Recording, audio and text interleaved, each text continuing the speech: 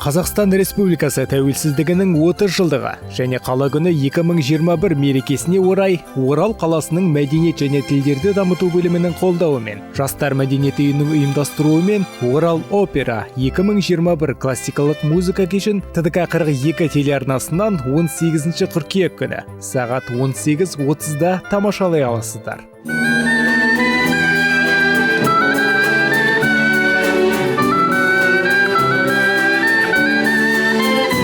Орал опера классикалық музыка кешінде Батыс Қазақстан облысы әкімінің эстрадалық симфониялық оркестрі, Батыс Қазақстан облыстық камералық оркестрі, қалалық үрмелі аспаптар оркестрі және қалалық скрипкашылар ансамблінің сүйемелдеуімен Жайық өңірінде классикалық музыка жанрын жандандырып жүрген өңіріміздің өнер майталмандары отандық және әлемдік классика жанры бойынша туындыларды орындайтын болады.